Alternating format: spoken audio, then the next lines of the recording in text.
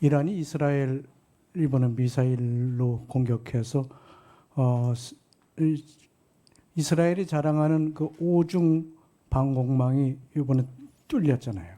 그래서 다수의 사상자가 발생한 걸 알고 계시죠? 네, 들었습니다. 북한은 그동안 핵미사일을 계속 고도화시켰고 또 러시아의 도움으로 인해서 더욱더 발전되고 있는 그런 상황인 것도 잘 알고 계시죠, 그죠? 우리가 가지고 있는 방공망이 KAMD인데 지금 우리 방공망이 좀 튼튼하다고 생각하시는지. 북한은 더군다나 이 러시아의 도움으로 더 개발했고 이번엔 또 우크라이나 전쟁에 참여해서 드론에 대해서도 상당한 지식을 가지고 있다 생각되는데 이런 걸 감안해서 우리 KAMD 상황이 어떤지 앞으로 어떻게 보강해야 되는지 그에 대해서 좀 의견을 말씀해 주시기 바랍니다.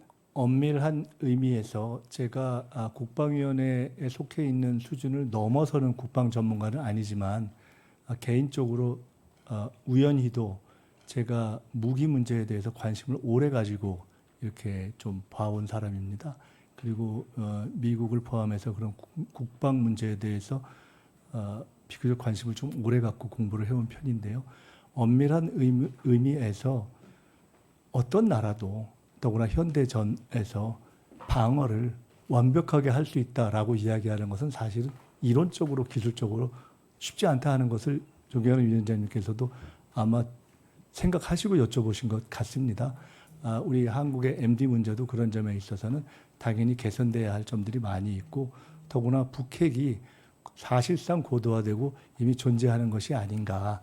북핵 보유국의 인정 문제와는 별도로 라는 상황에서는 대단히 깊은 안보적 고민이 있는 상황인 것을 저희가 알고 있기 때문에 그렇기 때문에 저희들이 한미 동맹도 중시하는 것이고 또 여러 가지 심지어 상당한 목소리로 뭔가 독자적인 핵에 대한 문제까지도 제기하는 분들이 있다 하는 것을 이해하고 있습니다.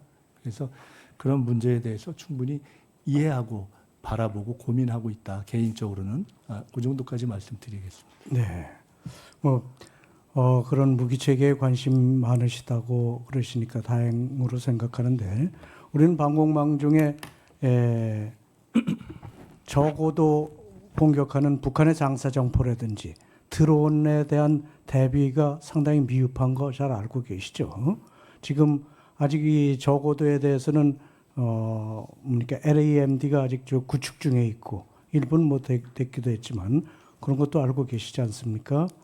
네. 네, 굳이 멀리 가지 않아도 바로 지난번에 윤석열 대통령 시절에 용산이 북에서의 어떻게 보면은 기술적으로 그렇게 막 고도화됐다고 볼 수 없는 드론에 의해서 사실상 뚫린 것 같은 상황을 연출했던 것이 사실 아니겠습니까?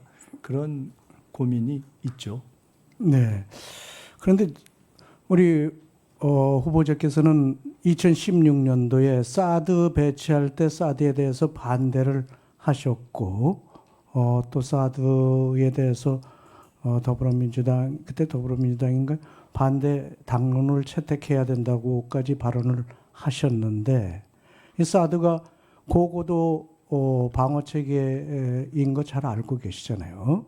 그 우리에게 필요한 거라고 생각되는데 이에 대해서는 지금도 같은 생각을 하고 계시는지 어떤지 한번 의견 좀 말씀해 주시죠. 네, 그때로서는 그 사드를 배치한다고 해서 기술적으로 완벽한 방어가 되기는 어렵다라는 판단 하나와 그리고 그것이 우리가 가지고 있는 미중 양국 외교 관계에 있어서 미칠 영향에 대한 우려 때문에 보다 충분한 국민적 논의가 필요하다는 점에서의 어떤 그 국민적 논의가 전제되지 않은 졸속 배치에 대한 문제 제기를 한 것입니다. 그리고 이미 아시다시피 현재 기배치가 되어 있는 상황 아니겠습니까? 대통령께서 일본과의 관계에 대해서 외교적 연속성이라는 원칙을 말씀하신 것처럼 외교 국방의 연속성이라는 것은 중요하기 때문에 그런 선상 위에서 저희들이 한편으로는 외교적 관점에서 보고 또 한편으로는 국방을 더 안전하게 하기 위한 노력을 하는 차원으로 계속 정책을 강화해 가면 되는 문제다 이렇게 생각을 합니다. 사드가 필요하다고 인정을 하신다는 말씀으로 들어도 되겠습니까? 네, 현 시점에서는 그것이 부족하지만 그래도 일정한 의미가 있는 대안이라고 판단되어서 정부 차원에서 배치가 되어 있는 것으로 이해하고 또 부족하면 있습니다. 더할 수도 있고요. 그렇게 보시는 거죠. 자, 이란과 이스라엘이 이번에 미사일을 공격할 때 보니까 한 1,600km 날라서 하던데 우리는 북한하고 불과 한 50km밖에 안 되잖아요. 그래서 이런 뭐 방공망도 중요하지만 탐지 능력도 상당히 중요해서 종합적인 대응 체계가 필요하다는데 동의하십니까?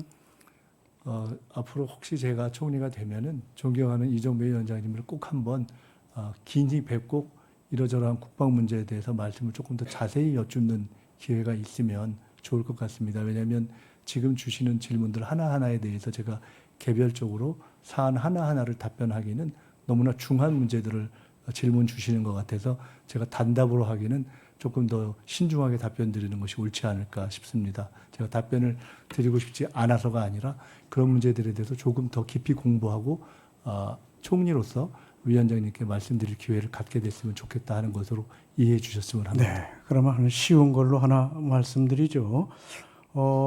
칭화대 논문 중에 이 탈북자에 대해서 도북자 또는 반도자라는 용어를 썼다고 해서 우리 국민의힘 대변인이나 또는 탈북하신 박충건 의원이 그에 대해서 강하게 항의를 한 걸 알고 계시는지요? 네, 봤습니다. 네. 그래서 그에 대해서는 이런 자리에서 해명이 좀 필요하지 않나 생각이 되는데요.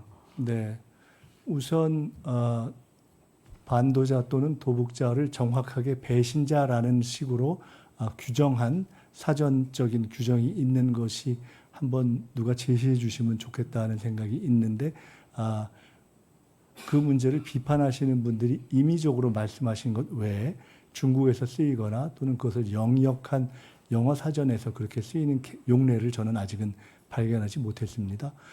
참고로 외람되지만 말씀드린다면 애인이라는 단어 하나를 놓고서 한국, 중국, 일본에서 각각 뜻이 다르게 쓰이는 것이 우리 현실입니다.